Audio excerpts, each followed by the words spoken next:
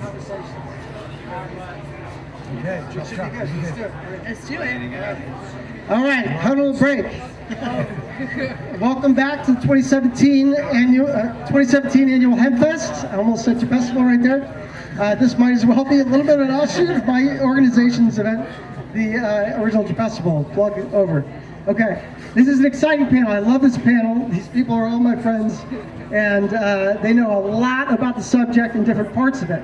So each one of them will take up to 5 minutes, introduce themselves and their particular angle, from industry to testing to judging. It's all here, folks.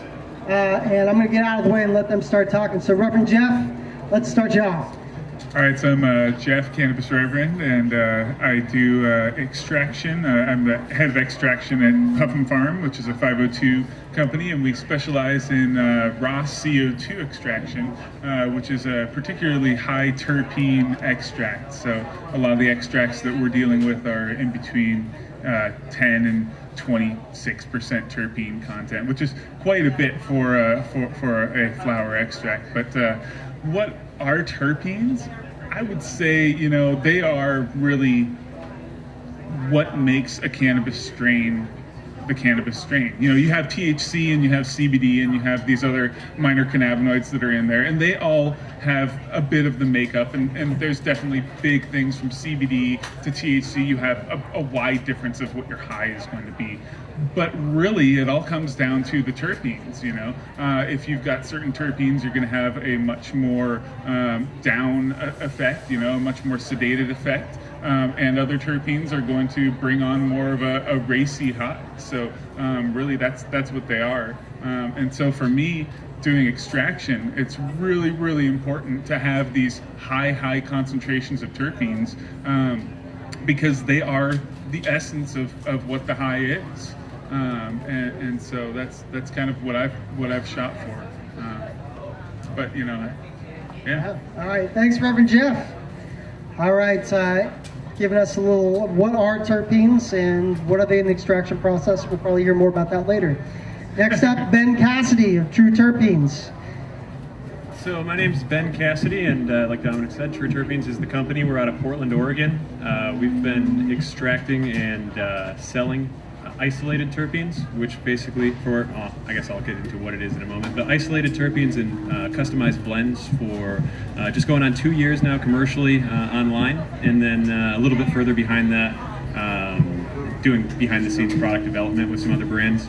And so for the last 2.5 years or so, terpenes has really been our life, and what we've specialized in is, at first, the isolates. And isolating a terpene means that you are removing all of the other components from it, and you're basically putting it by itself. And so we've started with those and experimenting with different kind of consumer type products, enhanced edibles, and kind of similar along the lines to the table over there to the right, aromatherapy type products. And then, kind of through demand of the market and answering phone calls from people all over the nation, calling in and asking questions and purchasing terpenes, decided that we'd get into recreating cannabis profiles to the best of our ability. And so that's really kind of the main focus of what we do now. We spend a lot of time procuring flower from all the different kind of cup type events, and talking to labs and finding out about the outliers and the samples that they've received that have been exciting to them. And then we do our very best to mimic the profile of those terpenes. So it's been a lot of time spent on the telephone, speaking to people all over the nation, and learning, really, having the opportunity to have very bright individual extractors and product developers, business owners, other entrepreneurial efforts in the cannabis world calling us and really sharing what terpenes really mean to them. And so I think we have a unique approach because we've kind of been like a terpene call center. People call and ask for all sorts of off-label things that aren't on the website, or kind of give us their idea that's been cooking for a while. And so when I think of what our kind of specialty is, it's helping people bridge the gap between knowing that a terpene is a smell and a flavor, and making it to how they can use it in their life. We have consumer options that are just about to hit the market after a rebrand, that are infused gummy products or inhalable devices, and then we also sell large quantities of terpenes that are used in product development by people that have, you know, just as good or better ideas in some cases we've found than what we've put on the market. So lots of really cool and interesting people we've interacted with in the world of terpenes. I think in addition to what Jeff said about what's the smell and understanding the effects, I think the piece of information I share often that a lot of people are surprised by is that not all terpenes actually have a smell. In fact, they have a range of just how scented or pungent they are. So there actually are terpenes that have very little to no perceivable smell. There's ones that, you know, the tiniest amount, 2 to 5 microliters, you know, a large portion of this tent could actually smell, you know, if it was set out for a moment. So just kind of a cool fact is that there's 30,000 of them, and we're learning more about, you know, all of them progressively, but there's so much to go. I think that's the most exciting thing about this is it's a new thing. It's undeniable that they have therapeutic effects and that they certainly matter in the medical side of things, and we're just scratching the surface on what we actually know and how we can apply that information. So thank you. Well, thank you, Ben. Give it up for Ben Cassiday, everyone. Next up, Danielle Rosellison, and I do not know why I'm getting too close to the speaker, of Trailblazer Productions. And every one of these people is actually pretty actively involved either in their business model or in their personal life or both in educating folks about terpenes as part of a whole plant perspective, as a way to think about the plant beyond simply THC, right? And so Danielle Rosellison does this through her business, and I'll let her talk to you about that and other things. Thanks, Dominic. So yeah, I gotta be honest, you know, 12 months ago, I had never heard of a terpene before. I had no idea what it was. And in Q1 of this year, we were running into problems where there was a particular lab in Washington that was testing extremely high on product. So we started losing retailers over it. They're like, oh, you should go test with that lab and your product will be higher. And we're like, but it's not right. It's not accurate. We lost tens of thousands of dollars for not doing that. And so what we looked at inside of our company was like, how can we convince people that we have really good product and it's not about the THC number? Like, what else is it? Because, you know, when you were buying bags on the street, no one knew what the THC number was. It was just good, or it wasn't. And so we took some time and we basically broke down the entire year based on national months and weeks and whatnot, and broke it down into ways that the general public would understand it, and then focused those national months in with different cannabis things. So for us, June became Pride and became Rainbows and Terpenes, and so we spent the entire month pushing pride and love and diversity, as well as educating people about terpenes. And everything we did was in rainbow format, which I loved. So that was what happened for us. And we have vendor booths. We have one in the back actually. And so our entire vendor booth, when we go to retailers, talked about terpenes, and we laid out the different terpenes, and we had cards, and we had, okay, which one do you like? And then this is the strain that you will probably like, because this is the terpene of the smell that you like. And just really took it upon ourselves to educate people. We really learned that, you know, that nobody else is going to do it, and if we don't start, and if you don't take it upon yourself, then it won't happen. People are just going to assume that what the LCB says and this potency number on your label is what's the most important thing that regards to quality cannabis. The other thing that we saw is that, you know, we really encouraged other companies to do this too. You know, the way that I look at it, we're all working together here, and the more of us that are all pushing information about cannabis, whatever it happens to be, whether it's terpenes or different cannabinoids or medicinal effects, the more we push that out, the more hyper educated people are going to be. So if everybody suddenly had a terpene bar at their vendor day, I couldn't be more excited, because more and more people will then know, will educate that public and the bud tenders, and then we can move on to something else about what they need to know about. So, you know, for us, July happened to be Cannabis is Patriotic, and so we spent the entire month talking about the history of cannabis and helping educate people who didn't know. You know, not everybody comes to Hempfest, so not everybody realizes, you know, a lot of information about cannabis and why we're at where we're at. So yeah, that is basically why I'm here. And terpenes are cool. Thank you, Danielle. Danielle Rosellison. Next up, one of I think the cannabis community's most esteemed public intellectuals, and certainly a pioneer in writing about cannabis history, and certainly also an advocate for the whole plant, Certainly with Project CBD, O'Shaughnessy's, Martin Lee is dedicated to educating the public about the whole plant and its different aspects. And now he's got terpenes too he can talk about. Go ahead, Martin. Thank you very much, Tom. Terpenes are a great subject. In science, terpenes are known as a plant's secondary metabolites. So why do plants produce terpenes? And terpenes really are probably the most prevalent compound in the plant world. Why do plants produce them? Plants produce them to fight off insects and fungus as protection, what's interesting, basically in response to stress, plants can send out terpenes, a certain smell, to attract a predator who would attack, what's attacking the plant itself. In other words, a beneficial that can neutralize an invasive, a fungus or something. Or they can put out a smell that would repel predators against the plant. And so basically, they're the plant's way of communicating in this ecosystem matrix, and they generate terpenes in response to stressors in their environment. And it so happens that those same compounds are really good for human beings in terms of how we can respond to stress better. They affect the brain, they affect different receptors in ways that can modulate stress. I don't think that that's what the plant meant to do for us, but it just so happens that it evolved that way. And I want to just tell a little story of a terpene story recently in Northern California. I think it's a wonderful story. At one time, cannabis and hops, when we would get beer, were the same plant 30 million years ago, and then they kind of diverged evolutionarily. And it's an interesting story of how scientists figured out that cannabis first appeared as distinct from hops about 30 million years ago. I won't go into it, but what's interesting is we're now seeing them coming together again, and it's all about terpenes. And there was a week ago up at this wonderful little medical dispensary in Hopland, California. Lagunitas, a craft beer, was pouring beer infused with cannabis terpenes. And they did a kind of a blind test, and they chose, turns out, Girl Scout cookies. And I'm not a big beer drinker, but you smelled it and like, wow, that was like any other beer, and tasted it, and it was delicious. I have to shout out my friend Patrick Anderson over there. He was very, very much involved in this project. And what it was is a collaboration between Lagunitas and CannaCraft. CannaCraft is a major cannabis oil operation in California.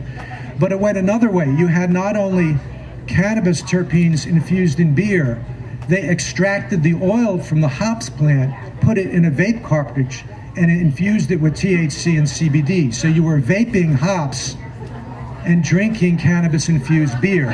So 30 million years later, again, I think I'll pass it along. Read this man's books. Smoke Signals is the most recent one. All right, Dr. Alison DRAISIN. I'm proud to present Alison DRAISIN and Luz Medibles, and also board member for my organization, Center for the Study of Cannabis and Social Policy. Alison. Hi, welcome to Hempfest 26. The people preceding me have already educated you into lots of things about terpenes. I came to cannabis after 20 years as a clinical psychologist, and I came by way of medical, and so that's where my heart lies. And through my education about cannabis, I've come to know a lot about terpenes. I surround myself with lots of amazing people in this industry who create terpenes, both cannabis-derived and plant-derived. And I was also the judges and entry coordinator for the Terpestival, so I got a chance to see 502 cannabis and how my judges liked the terpenes and how the terpenes rated. One of the things I wanted to touch base upon about terpenes is that they are very uniquely individual. Your olfactory sense stores your memories, and everyone has different memories. So what one person might remember from the smell of apple pie or lemonade is going to be a different way that someone else smells it. And that's much in the same way why when each person enjoys a different cultivar, that they gravitate to their favorite scents and their favorite flavors. If you have a good grower, the flavor that you smell in the glass jar glass jar, not bag. And the glass jar should be the same as what you taste when you light a bowl or when you smoke a joint. And that's a good cultivator that is able to make that. But what I found working with the Terpestival is that our qualitative scores were so varied. It was astounding how varied each person rated so differently each sample that it blew my mind. The quantitative scores. One of the things I found is that just because something tests really high for myrcene doesn't mean that it tastes really good as a myrcene. Your terpenes are in your cultivars. There's a recipe of them, and there's a little bit of this and a little bit of that and a little bit of that and maybe a little bit more of that. And so in that recipe, by finding a particular cultivar that maybe hits your point of myrcene, it might not have a very high myrcene quantitative score.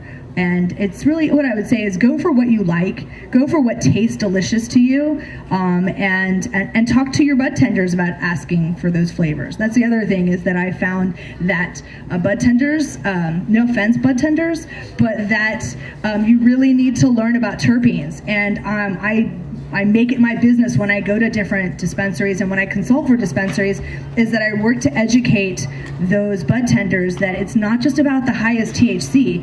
Ask the person, what do they like to taste? What do they like? How do they like to feel? Because all of that goes into just, it's not just smoking a bowl anymore. It's where do you want to go with that high? So thank you, and I'm going to pass it along. Thank you, Allison. Next up, Dr. Jeff Raber, who runs the workshop, which is a testing lab, and also in Washington State, you guys are doing processing? Yeah, we consult for manufacturing. Right. That's right.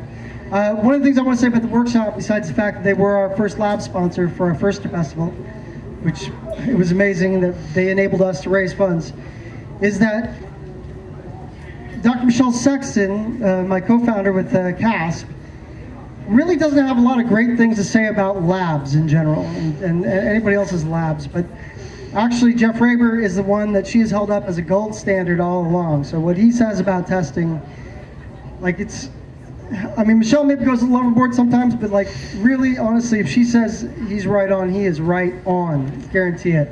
So Dr. Jeff Raber, I'll turn it over to you. Thank you, Dominic.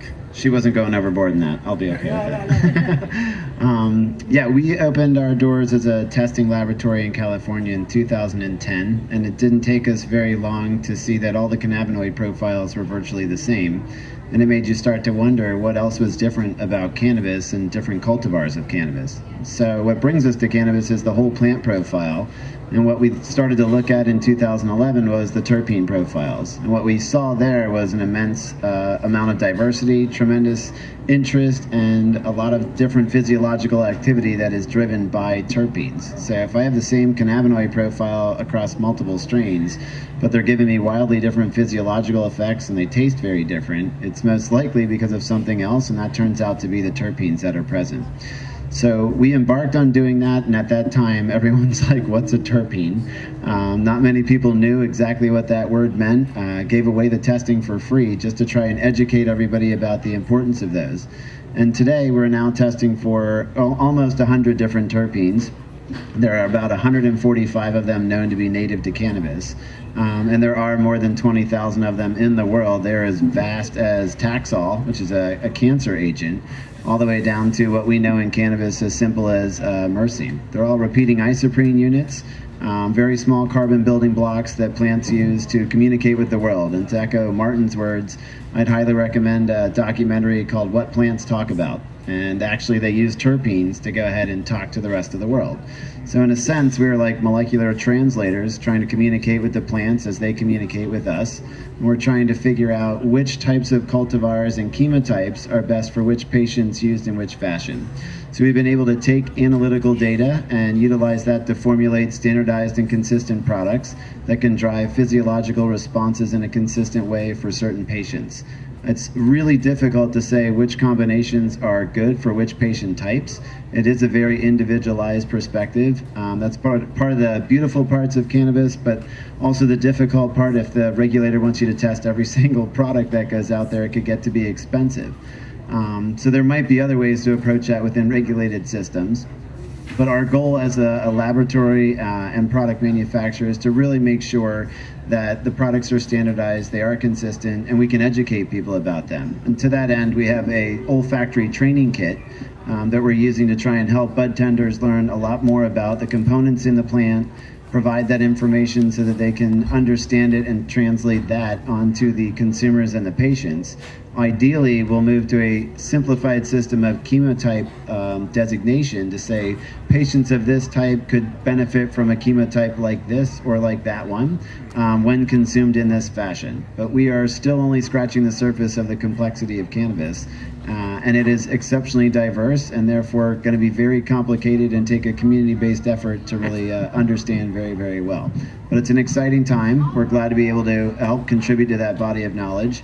And it's just great to be here at Hempfest and talk to everyone about it today as well. Thanks.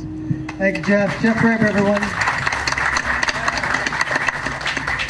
I'd like the audience to take a moment, think about a question for the panel. I'm going to ask the panel to acknowledge we've got 6 people, and so let's try not to have everybody answer one question. Just be aware of who's around you here. And I'm actually going to really quick, because Jeff just was speaking.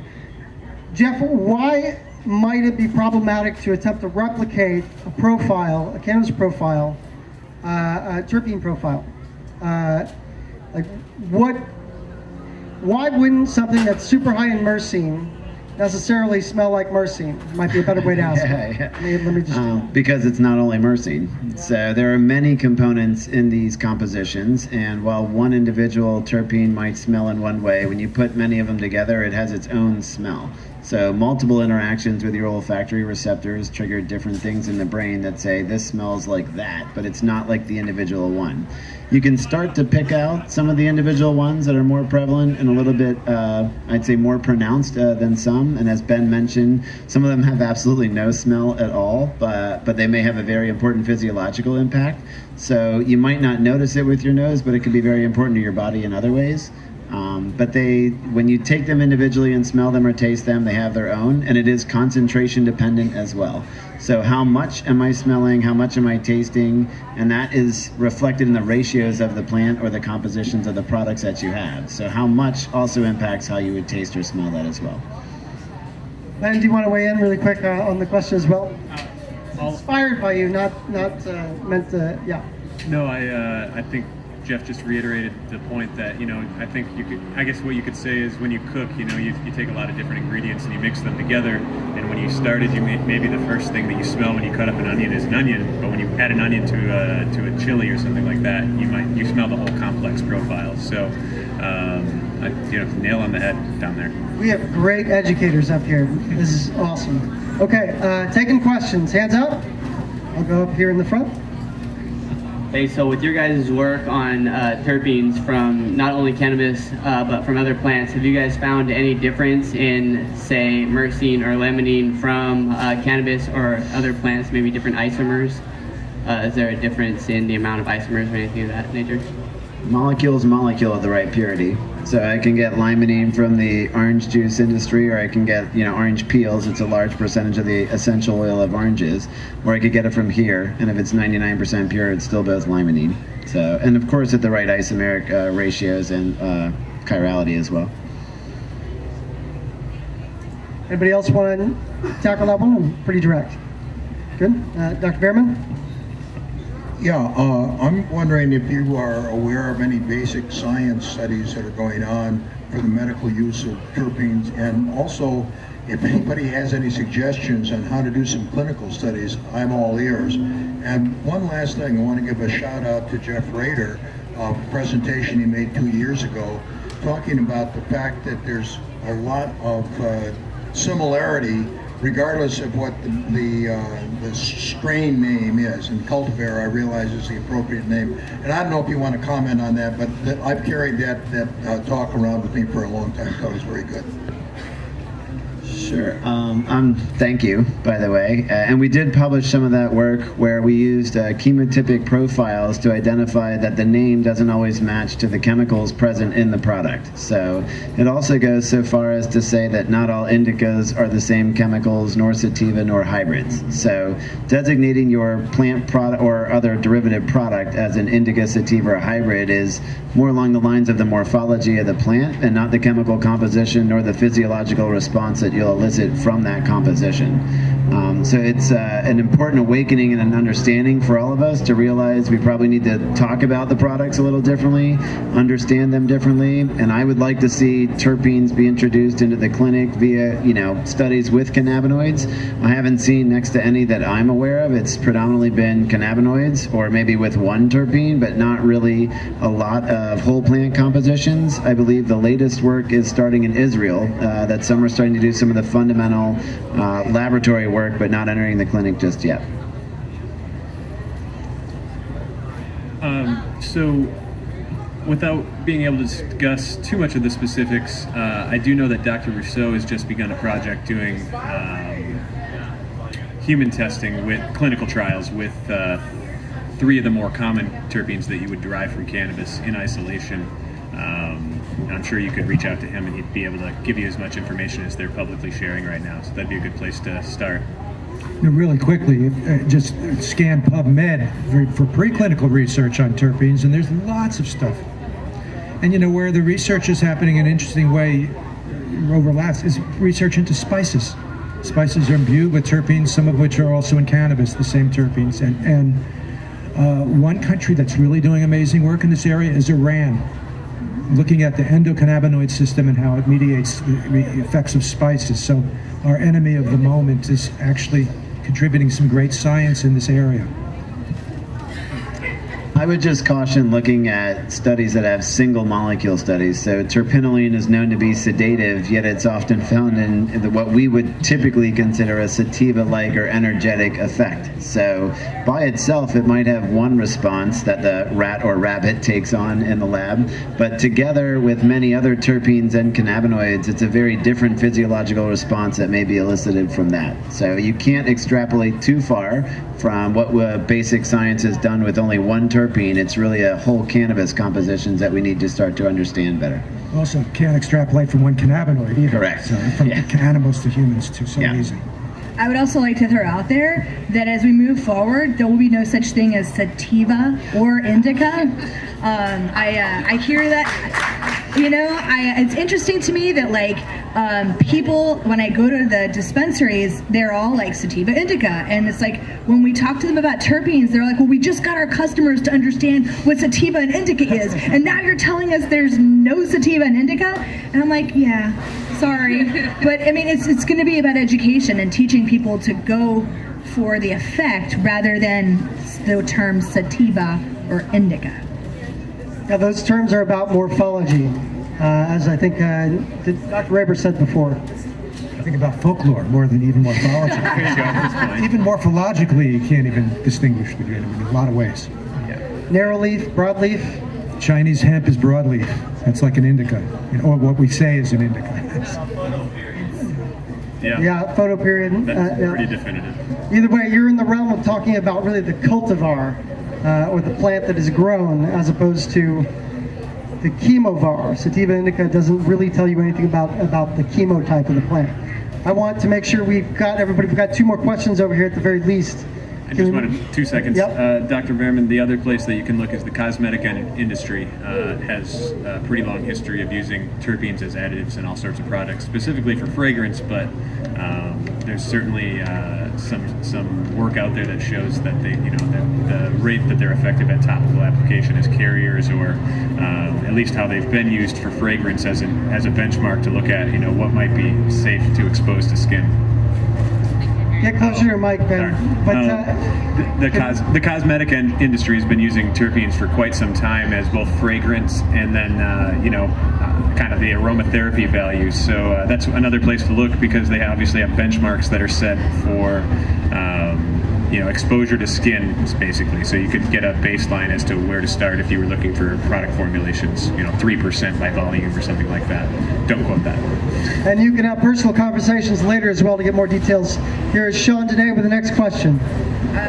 So recently, we've been having conversations with our regulatory agency here in Washington State, and it's come to light that there are a lot of additives being added into vaporized products, into edibles. It's especially the smoke, vape and smoke products, and a lot of it's coming from across state lines, even across country lines, and some of that includes industrial hemp that's coming into Washington State, and so they're supplementing products on the shelves with product that then completely devalues that of those of us that grow those things here in Washington State. And so I'd like to hear some opinions about the politics of that. We're talking about putting it on packaging and labeling, and so anyway, anybody have a thought on that type of interchange of terpenes, whether they're cannabis derived or not cannabis derived, but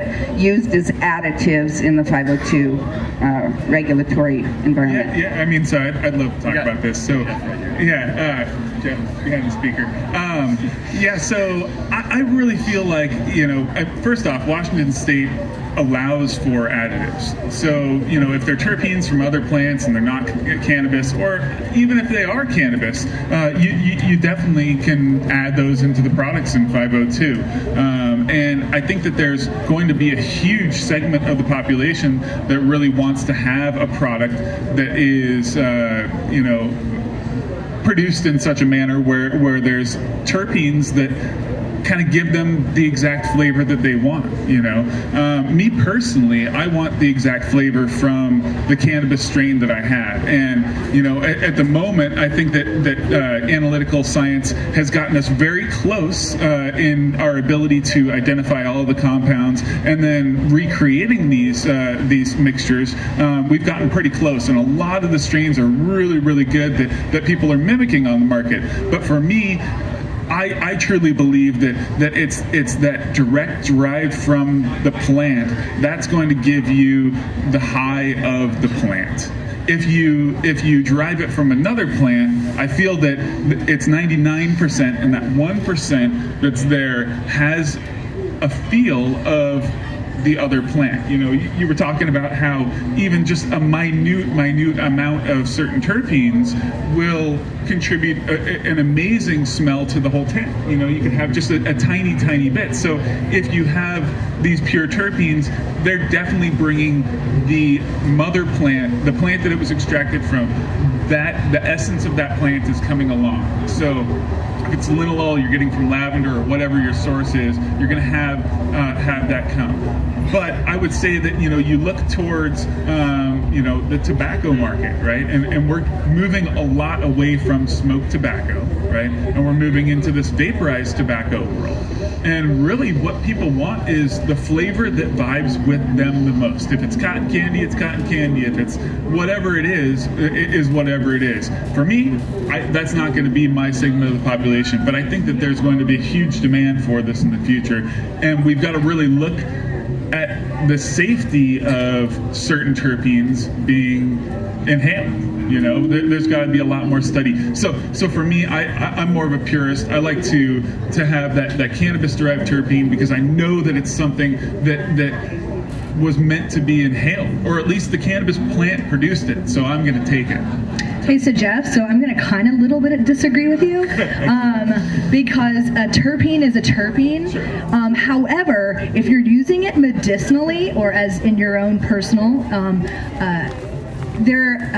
when you want a full plant spectrum, I would stick with a cannabis-derived terpene because do we really know if there are other things that just plant-derived gives us differently? I don't know, but I definitely think that plant-derived on the recreational market, it's here to stay and it's going to flourish.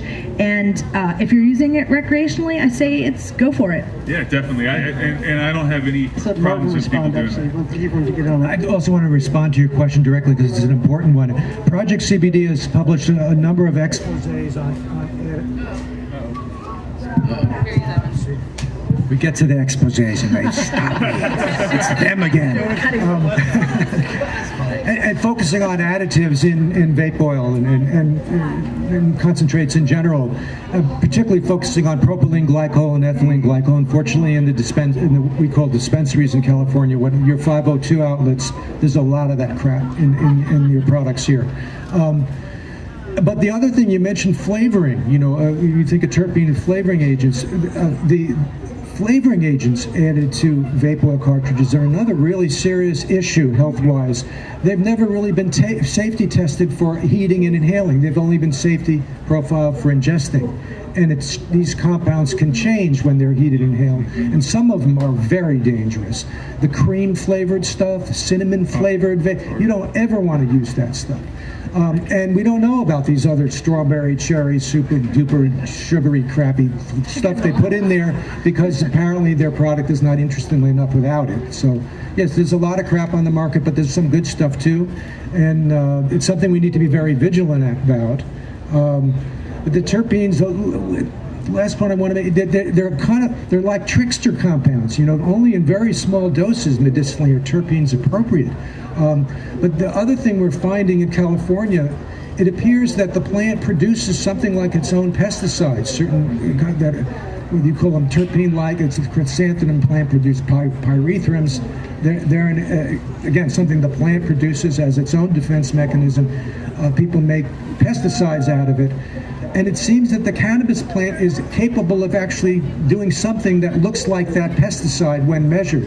And it's become a very significant confounding factor because there's a lot of failures we're seeing in Northern California with the sophisticated pesticide testing. So this is something, again, we're looking to bring out and have it as part of the discussion. And it's another little terpene story there. So I think that... Try to look around before you dive in. Just try to look around, okay? There we go. Yeah. Well, I mean, for me, as a small farmer, you hear about how bad the 502 market is, how all the weed sucks. And as a 502 farmer that I think produces pretty decent cannabis and that has been doing this a long time and are the kind of companies I would like you to, that I would think the old schoolers would want to support, we need all the help we can get. And the idea that we are now fighting the major corporations with outside 502 derived terpenes seems just like one more stack against us. And it's really, sorry. I mean, we're trying to figure out how we help the independent farmers. How are we going to make it? And the more the big companies can be bringing in CBDs from China and they can be bringing in terpenes from outside of the 502 market, it doesn't help us small independent farmers at all. But Ben is really cool. Oh, thank you. Well, we have that. So what I want to say is first remark is, first of all, am I at the right level here? You need to be closer? Okay, great. I don't really see it as cannabis-derived terpenes versus botanical-derived terpenes, and it's because they're different segments of the market.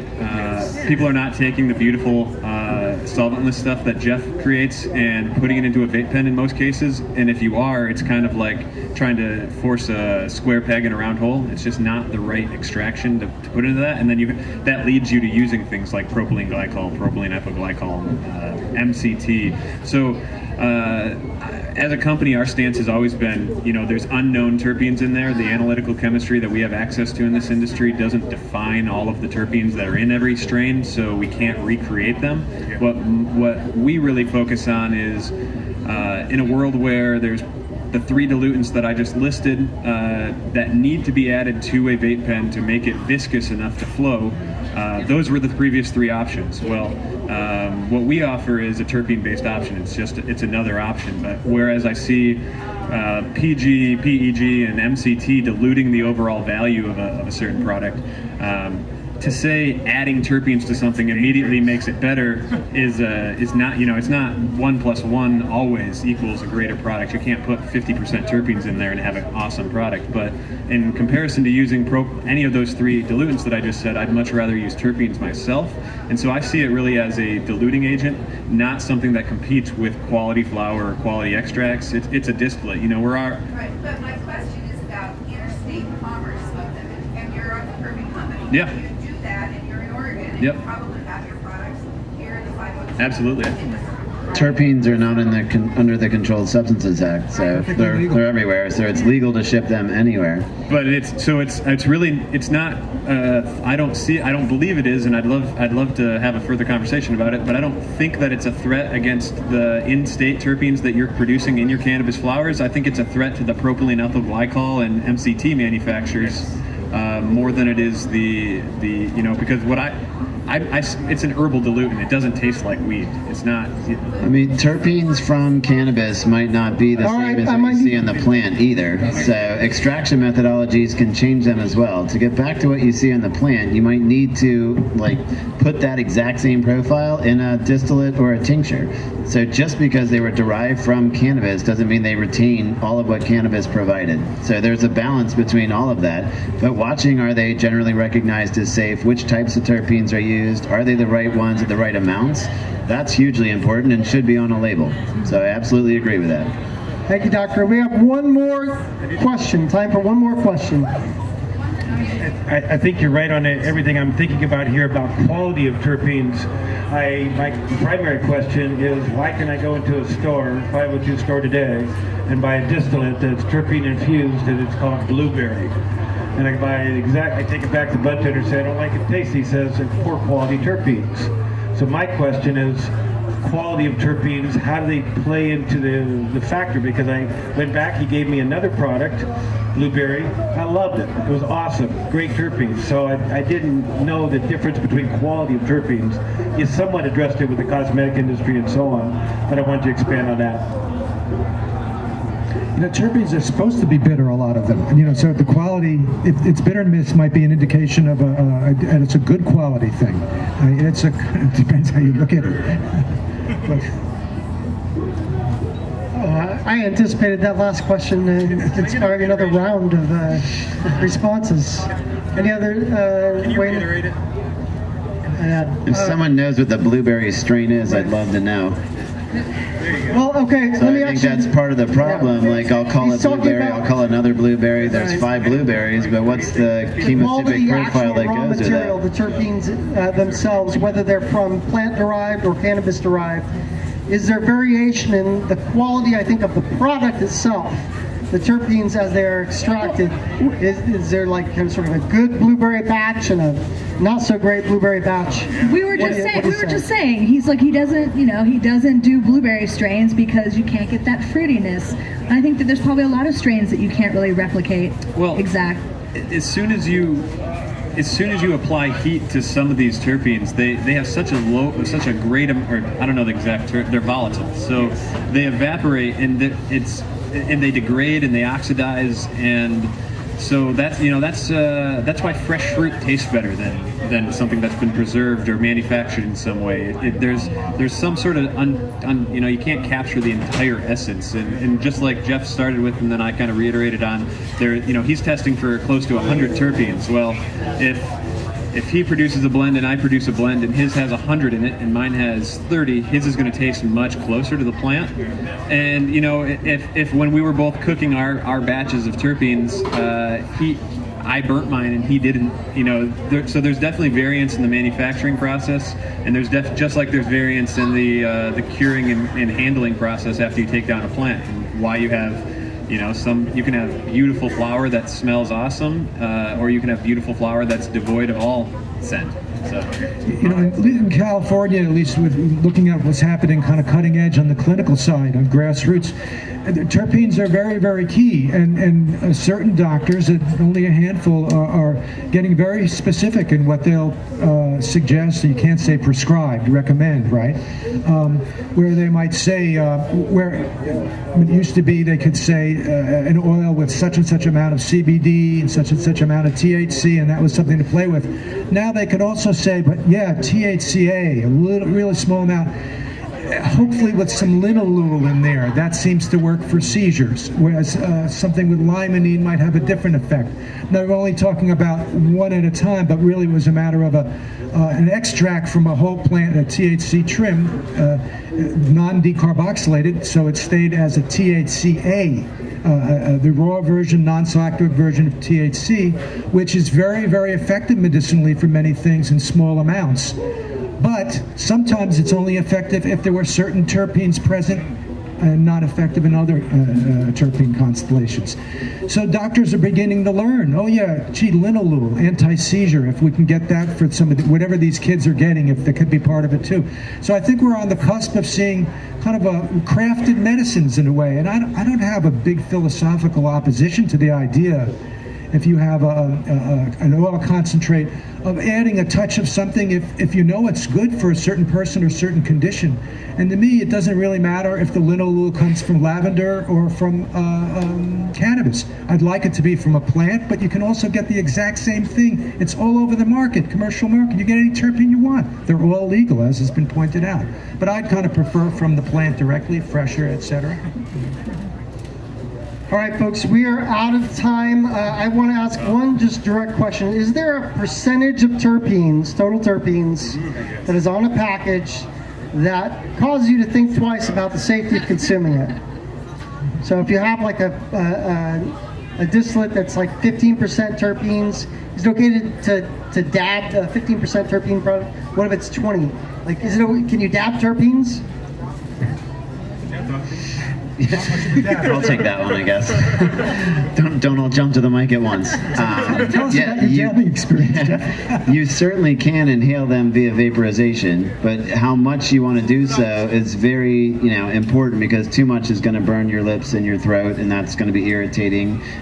They can be oxidized more rapidly that way and be sensitizers in that fashion. So higher concentrations of them in these high terpene extracts are probably not exactly what you would want. But at the same time, if I'm looking at the oil being a 10-to-1 increase in, say, cannabinoid concentration from the plant, then I'm looking at terpene concentrations that could be as high as 15. So it depends on what else it's around and how much of that you're going to use. So if you use a really, really small amount, that could be very helpful and very therapeutic and not harmful. But too much of any of this could be bad for everyone. They're also biphasic, some of the terpenes, so small amounts and larger amounts have opposite effects. So if you're looking for something medicinally, dosage is really important. The most I comfortably formulate with myself, and I've got, when I'm making a pen, is about 15%, and that's, it packs a punch at that level. Really, like 8 to 10 is probably the comfort level for most people. Being that I'm associated with terpenes, people usually expect it to have a kind of a punch to it. So I want to make sure people understand and can differentiate what it is that they're experiencing. Which type of product makes a huge difference? If you're going to dab the oil, it's going to be different than if it's in a pen. Yeah. So the concentration's different, or in perhaps a tincture as well. I think it also depends on the how the battery that you're using in one of those pens, because the heat can affect it. Good? Yeah. Good. Thank you, terpene panel.